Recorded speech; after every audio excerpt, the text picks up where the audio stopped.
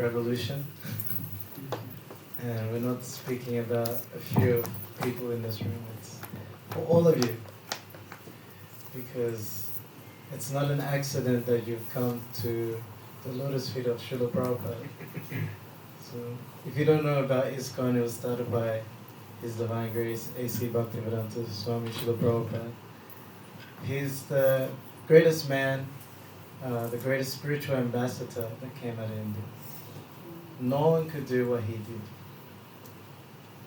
If you read you must read his biography. Hope you have some copies. Sanatani will show you. And if you read about how he started trying to give this Krishna consciousness in India itself, he would go, this is during the war, trying to get paper. And you couldn't get paper even. You know, you have to use it for the war. And he said, no, this is for ending the war. This will bring peace, what my knowledge will do. And he would travel from Vrindavan to Delhi every day. There was nowhere to stay in Delhi. He'd come back. And then he'll go on the street himself in the hot sun. 70-year-old man. He had no money at all. Just like a beggar. And he would even give some for free, some of these magazines for free. Because he knew it would make a change. He even wrote down different things that if I get the money, then I'll send 10,000 copies to Canada, 10,000 to China, to Brazil, to Argentina. It's all written down. It's amazing that he had this vision. But who would ever believe an old man, 70-year-old old man, who's just in some dusty place in Vrindavan? Who would believe you? The fact that we have a place to come to in Norway, this is amazing. This makes no sense. Even we have some boys from Sweden here. They are born as devotees. Never touch meat, never touch intoxication. They only know Krishna, that's it. Prasadam. They don't even eat bhoga. They're only eating prasadam even. How's this possible? And I'm sure you go to India, and still Indians are surprised. How is it possible? Why? What made you do it? I don't know, I was born in this. I'm sure many of you are surprised to see Westerners taking up Krishna consciousness. And how did they get it? It was someone from India. Like you're from India. So we need to be also spiritual ambassadors, especially from India. It's considered a higher birth, but it's a higher birth because you have the treasure of spiritual knowledge. We have the highest knowledge in the history of the world. Everyone from the West, Christopher Columbus was trying to find India because there was like some astrological calculation. There is like a treasure that's going to appear in India. Even the British came. They plundered India so much, trillions of dollars, but still didn't get the treasure.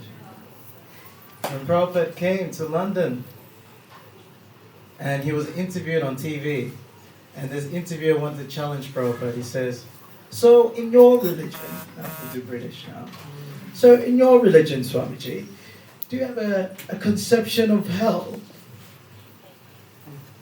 And then Prabhupada said, London is hell. The reporter asked, so why have you come to London? And he says, I've come to give you what you've forgotten. Usually people from India go to the West to take. Prabhupada, he said, I've come to give. Let's not be takers. Let's be givers. If we connected to Iskcon, if we connect to the teachings of Srila Prabhupada, then we can become revolutionists. This revolution is bigger than what Mahatma Gandhi did, actually. This revolution is going to change not just this planet, but the whole universe. Why?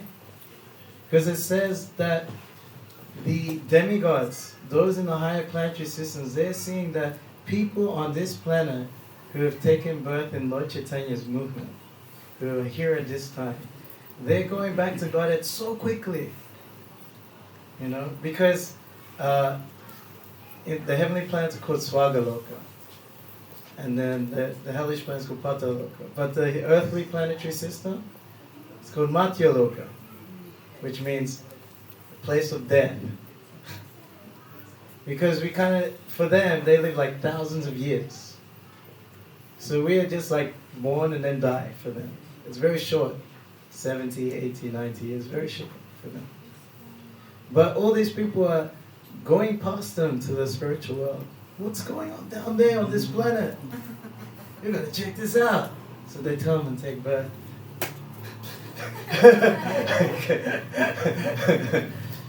And try it and go back to Godhead in this lifetime. This is the opportunity that you get coming to this Iskcon temple here. This is the opportunity Sanatana has given you. Yes. And you may think, no, this revolution is not for me. I just want to be religious, come once a week, and then do my work. It's enough. No, Iskcon wants you to be revolution. Because that's where real happiness is. That's where the real nectar is.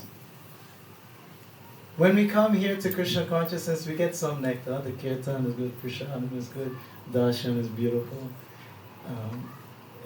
Nice association, nice talks. So when you first come to Krishna consciousness, it's like you get this nectar cup, it's very small. You know. And you catch nectar and you drink some. You catch it here, drink some like that. But when you use your nectar cup to catch nectar and then give it to someone else, that nectar cup gets bigger. Then you catch more nectar, drink it, catch more, give some, gets bigger, drink more, throw it away. It gets bigger and bigger until you're drowning in nectar. This movement is called Anandam Buddhi Vardhanam. It means an ever-increasing ocean of bliss. So this is the opportunity for us. It can happen to all of us. Even I was thinking, no, religion, no way, I'll never be religious. It's so naive. You know, I want to be practical. You know, it's good to have some morals, but religious? No. This goes beyond religion. This is love of God. This is when you experience love that comes from within and it overflows to other people. You have this opportunity. I'm sure you all know someone that has some inkling towards spiritual life. And I'm sure you may be able to bring them here so they can experience what you're experiencing. Because sharing is caring. Hare Krishna. Harinama. So we can take maybe one or two questions if someone has some. If not, we will continue with Arti. Yes, Darshan. Because you travel around the world and see the atmosphere as well as people around the world. So there's two small questions I have. One is, how do you see the environment and people between the India versus the rest of the Western world?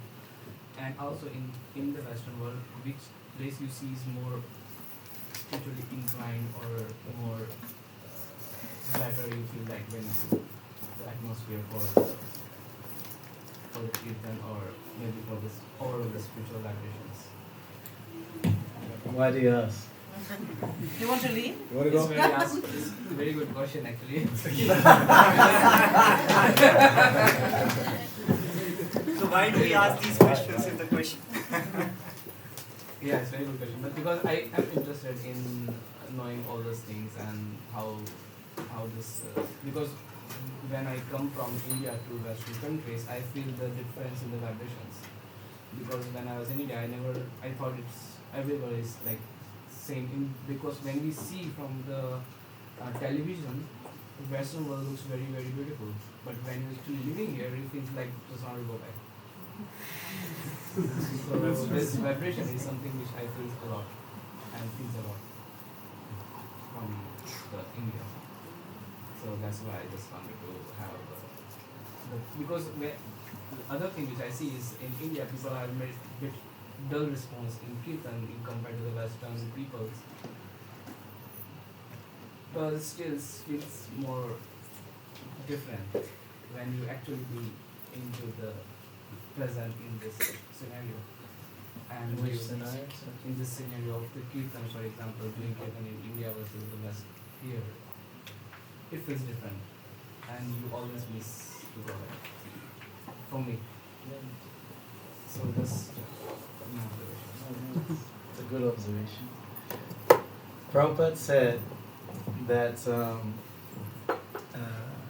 India, or the Indians, are like young crows, and the Westerners are like old crows. So crows, they like to dive into the rubbish and eat things and stuff, right? But those who are the older crows, they've been through all rubbish before. So when it comes to like sense gratification, they're not so enthusiastic, that's kind of normal life, eat meat, intoxication, it's a sex, gambling, it's normal life, that's what we do. But for Indians, they all know these things are wrong. 99%, they know these things are wrong, meat eating, intoxication, it's a sex. Because it's the land of Dharma. But once they decide to leave India, whether it's for work or for study, they get on the plane, everything's duty free and Dharma free. Straight away start taking the whiskey on the plane. Would you like the chicken or the fish? No choice. So, in that sense, the Indians are like young crows. They didn't really get into the rubbish so much. So they're very excited whatever rubbish is available. So then when they come to India, yes, for sense gratification, obviously they don't, they're more excited about it. So then when you bring religion, when they're in the West, so we come with Harinama, it's like, oh, come on, please, not here.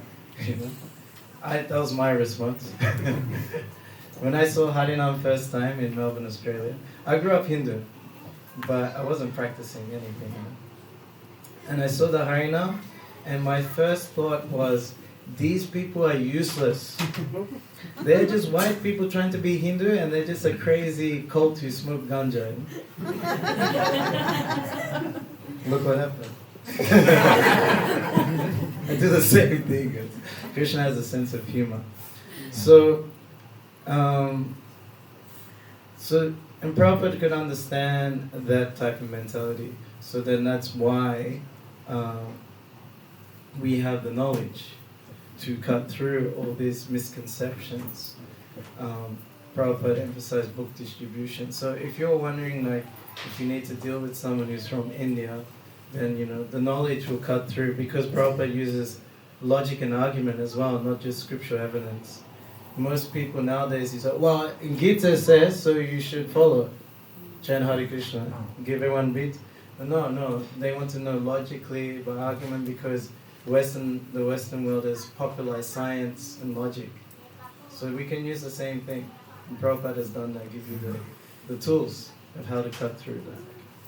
So Prabhupada knew how to do it. The second thing, my second question was about the Western countries. When I actually see their history, if you see it before Christianization, most of the countries using some sort of the offshoot of Sanatana Dharma.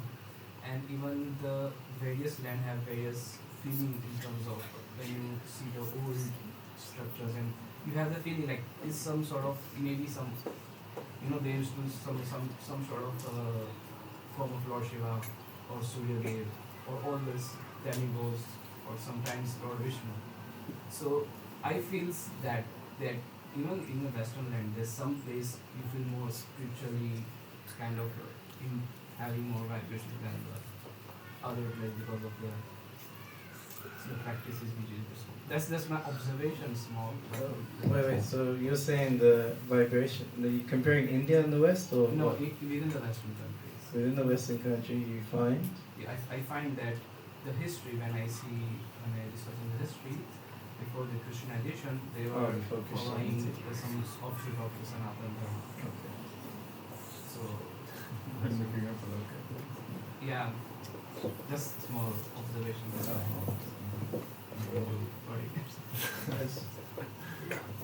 You can answer this.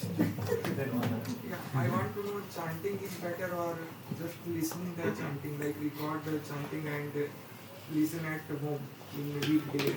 That is better. Or I have to chant Hare Krishna. Which is better? You have to chant Hare Krishna. And while you chant, you have to listen. On your mantra. Very simple. So you have to listen to your own chanting and focus on properly pronouncing the mantra. And then everything else. Because chanting is Krishna himself, not different. So if you chant Hare Krishna, then Krishna is dancing on your tongue and you're seeing him through your ears. Very transcendental. Very good to glorify other people who are chanting also. Just listen to it. It's a good thing. Yeah, but you have to chant also. That's when the real benefit comes. If you chant. You have to be a beacon of mercy. Yeah, on both. But if you don't chant, you're not a beacon of mercy. Because all the microorganisms in your body have to hear the holy name. So Prabhupada said this story of, what was it? That the wife told the husband to chant. She said, chant, chant, chant. And the husband said, can't, can't, can't. So, no, we should chant. And then we hear and we chant and we hear and we chant. That's why we do the call and response in the kirtan. So first the leader, he sings and we hear. And then we respond. And the leader hears also. So you get both while doing kirtan. So chanting is very important, and hearing is also. These are the first two processes of devotional service. We have Shravanam and Kirtanam, so hearing and chanting. And then everything else comes from that, develops from that. These are the two foundations. If you have strong foundation, then everything else you can build a very nice thing on top. So hearing and chanting both are very important. But if you don't chant, how can you hear also? I heard one person that put diamond studs in the ears so that Krishna as a person, the holy name, would enter on diamond. That's an offering to Krishna. We gotta get some diamonds. Anyone want to give diamonds? Okay. He needs a question. He needs a question. You, sir, have a question? A question? Yes?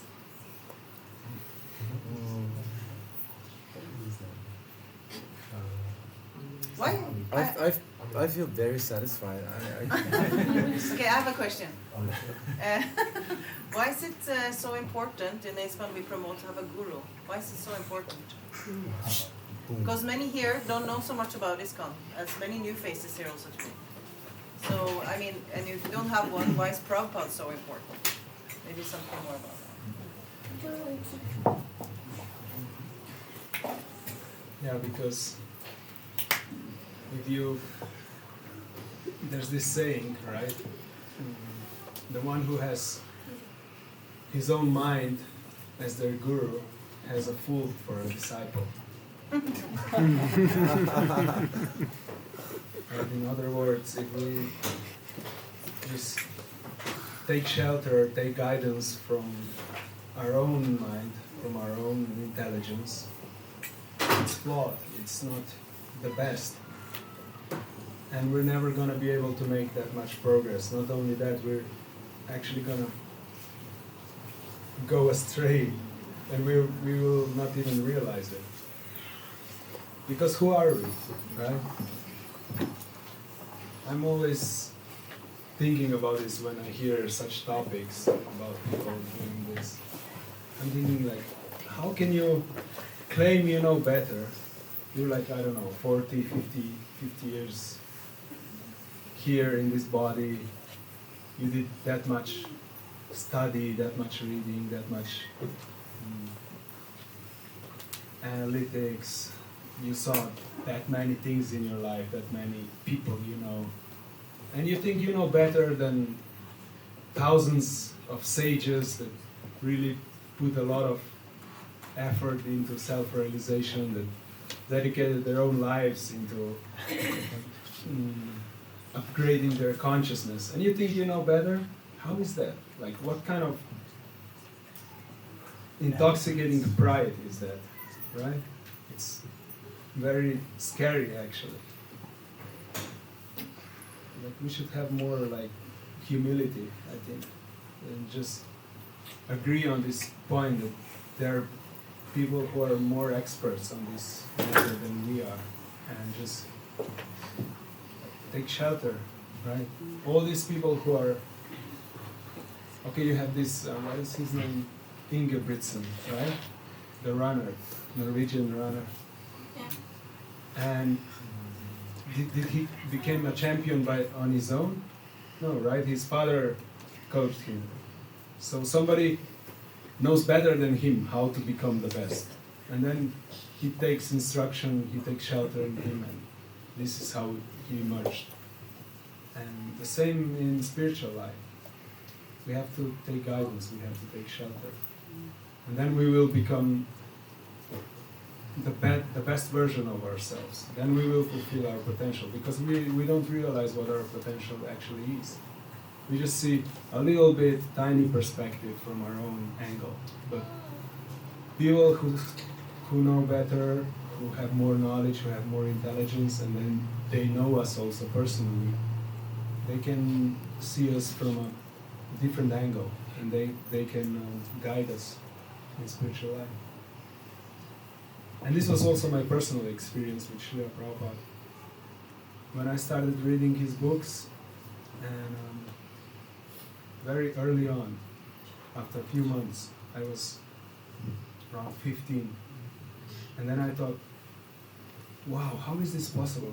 This is some like Indian gentleman from Bengal, and he's not even on this planet for the last 50 years, and he knows exactly how I feel. He knows exactly what's going on in my mind, and he knows me better than I know myself, and he knows me better than my parents know me, and my friends, and my mentors. And I was like, how is this possible? This is like some magic.